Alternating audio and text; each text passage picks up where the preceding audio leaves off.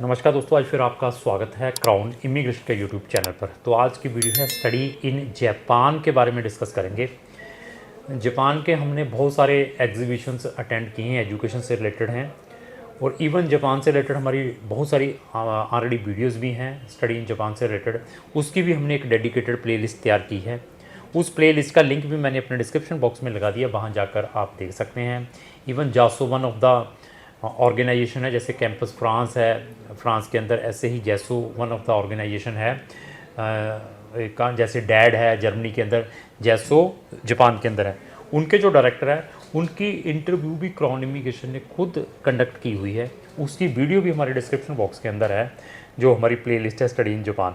वहाँ जाकर हमारी एग्जीबिशन जो जापान गवर्नमेंट करती है डिफरेंट लोकेशंस में, उनकी videos, even study in Japan से रिलेटेड वीडियो, बहुत सारी आप वीडियोस देख सकते हैं। तो जापान में अगर आपने वहाँ की पब्लिक यूनिवर्सिटीज़ में पढ़ने के लिए जाना है, चाहे बैचलर है, चाहे मास्टर है, चाहे जापानी लैंग्वेज है, उसमें हम आपकी कंप्लीट हेल्प करेंगे। बट इसको स्टार्ट करने से पहले कुछ जनरल डिस्कशन करते हैं जापान के बारे में। पहले जापान के थोड़ा सा जोग्राफिकली बता देते हैं। इसकी 12.5 करोड़ की पॉपुलेशन है, टोक्यो कैपिटल है। जैपनीज येन जो जहाँ वहाँ की करेंसी जैपनीज येन है, 1 जैपनीज येन जो कि इंडियन के 57 पैसे के इक्वलेंट है। दिस इज़ द जब मैंने थोड़ा सा आपको बताया है। और अभी जापान में पढ़ने के लिए क्यों जाएं, और जापान के बारे में थोड़ा सा बता दें। लेटेस्ट न्यूज़ ये है कि जापान को बहुत सारे स्किल्ड लोगों की रिक्वायरमेंट है। जापान की जो बर्थ रेट है वो काफ़ी रिड्यूस्ड हुई है। अभी आप बहुत सारी न्यूज़ें पढ़ेंगे इंटरनेशनल्स, उनमें जापान की ये जो बर्थ रेट डिक्रीज़ हुई है, उसमें ये भी बताया है कि अगर ऐसे ही डिक्रीज़ होती रही तो जापान का नाम ही नक्शे से ख़त्म हो जाएगा। ये एक रीज़न बताया है। और इसको बढ़ाने के लिए अभी जापान गवर्नमेंट स्किल्ड लोगों को लाने के लिए, इसको बढ़ाने के लिए उन्होंने अपनी जो स्टूडेंट पॉलिसीज़ हैं या वहाँ के स्किल्ड वर्कर की पॉलिसीज़ हैं, काफ़ी लीनियट की हैं। जापान को ही नहीं स्किल्ड लोगों की रिक्वायरमेंट है। मैं जर्मनी की भी बारे में बताया है, फिनलैंड के बारे में मैं बताता हूँ, स्विट्ज़रलैंड के बारे में बताता हूँ, ऑस्ट्रिया जैसी कंट्री के बारे में बताता हूँ। इवन यूरोप की कितनी भी कंट्रीज़ में अगर डिस्कस करता हूँ, they need the skilled people, skilled लोगों को वहाँ पर रिक्वायरमेंट है। तो जापान को भी स्किल्ड लोगों की काफ़ी रिक्वायरमेंट है। और जापान आने वाले टाइम में अपनी जो पॉपुलेशन को बढ़ाने के लिए काफ़ी लीनियट कर रही है अपनी माइग्रेशन पॉलिसीज़ की। पीआर भी देंगे, हम सिटीजनशिप भी देंगे, क्योंकि एज एक्सपेक्टेंसी बूढ़े लोग बहुत है और ये जो बर्थ वो काफ़ी डिक्लाइन हुआ है बर्थ रेट। तो उसको देखते हुए वहाँ की गवर्नमेंट काफ़ी टेंशन में है। दे आर सेइंग कि वी विल अपना जो रिलैक्स करेंगे अपनी माइग्रेशन पॉलिसीज़। तो उसको आप इनकैश करें। मैं नहीं कह रहा, जो आप गूगल में डाल के देखें कि जापान की एजुकेशन तो best education in the world है। और इवन अगर आप वहाँ की फीसेस के बारे में देखते हैं, दैट इज़ इकोनॉमिकल। ऑस्ट्रेलिया के साथ अगर कंपेयर करते हैं, और वेजेस ऑस्ट्रेलिया से ज़्यादा है। यूएसए के साथ वहाँ की अगर ट्यूशन फीसेस को कंपेयर करते हैं, काफ़ी कम है, और वेजेस यूएसए से भी ज़्यादा है वहाँ पर। आप कनाडा के साथ कंपेयर कर लें, वहाँ से भी ज़्यादा वेजेस हैं और फीसेस भी इकोनॉमिकल है।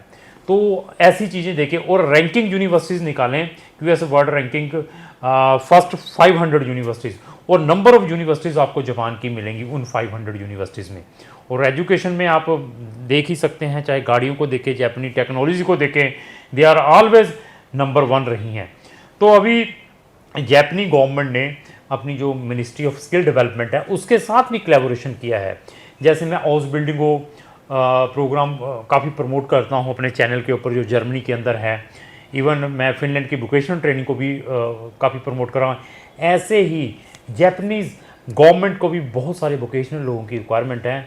उन्होंने भी यहाँ पर इंडिया के अंदर अपनी जो लैंग्वेज है N5 से स्टार्ट होती है, N5, N4, N3, N2, वो ऐसी लैंग्वेजेस अगर आप यहाँ से सीखकर जापान में जाते हैं तो वो वहाँ के एम्प्लॉयर हैं, वहाँ से इजीली वर्क परमिट आपको मिलता है।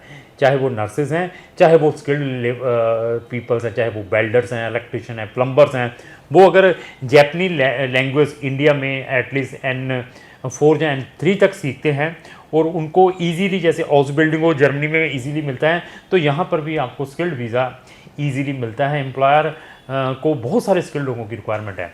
तो इसको देखते हुए जापानी गवर्नमेंट ने अपनी जो स्टूडेंट पॉलिसीज़ को भी अभी आने वाले टाइम में काफ़ी रिलैक्स किया है। तो अगर आपने जापान में पढ़ने के लिए जाना है तो क्राउन इमिग्रेशन इज़ हेयर। तो जापानी में एडमिशन लेने के लिए क्या प्रोसीजर है? तो कुछ लोग तो डायरेक्टली वहाँ पर जापानी लैंग्वेज करने के लिए जाते हैं। अभी मैंने ये वीडियो डाल दी है जापान स्टडी के बारे में। अभी वो लोग मुझे बिल्कुल कॉन्टेक्ट ना करें जो एकेडमिक वाइज वीक है। क्या है कि मेरे सर 50% है, 55% है, मैंने जापान में जाना है, 5 साल का गैप है, उनके लिए हमारे पास कोई ऑप्शंस नहीं है। मैं बार बार रिपीट कर देता हूँ, फ्रेशर स्टूडेंट्स को मैं प्रेफर करूँगा जिनके नंबर एटलीस्ट 65% हैं, जिन्होंने एटलीस्ट आईएलटीएस भी 5.5 बैंड किए हुए हैं, तो उनको वी आर मोस्ट वेलकम। और साथ में आपके फंड और सोर्स ऑफ इनकम बहुत ज़रूरी है जापान के अंदर।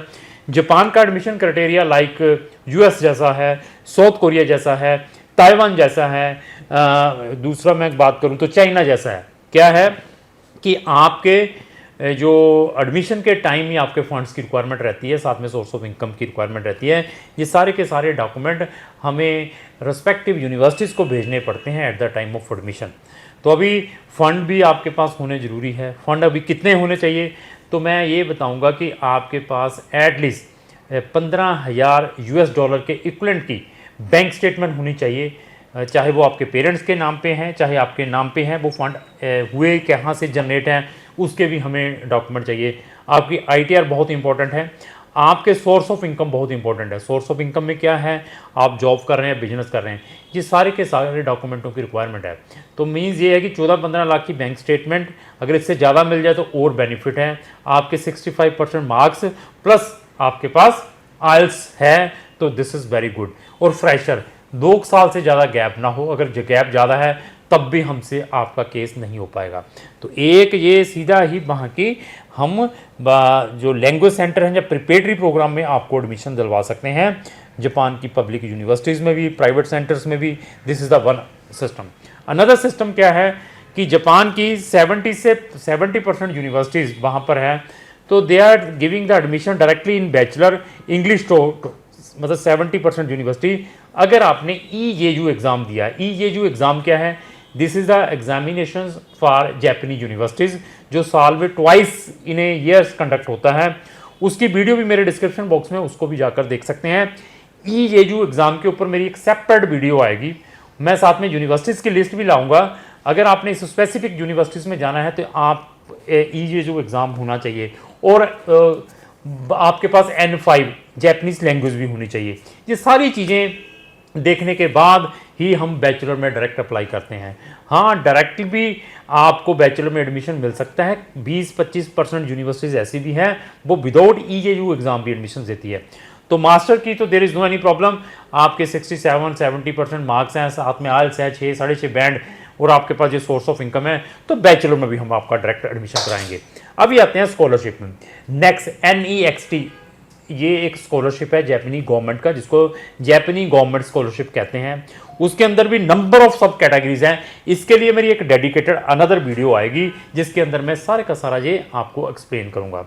अभी नेक्स्ट क्वेश्चंस क्या आ जाते हैं कि सर ये डॉक्यूमेंट भेजने के बाद आगे क्या होता है? तो आपकी रेस्पेक्टिव यूनिवर्सिटीज मिनिस्ट्री के पास आपका COE अप्लाई करते हैं, जिसको हम सर्टिफिकेट ऑफ एलिजिबिलिटी कहते हैं।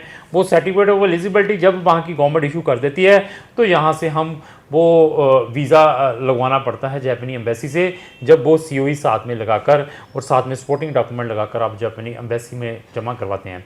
COE के बाद 90% वीज़ा सबको दे देते हैं विदाउट एनी प्रॉब्लम। जापान में अगर आपने अप्लाई करना है कोई भी फेक डॉक्यूमेंट लगाकर, कोई भी गलत डॉक्यूमेंट लगाकर अपना चाहे एडमिशन चाहे वीज़ा ना अप्लाई करें। We are strongly recommended.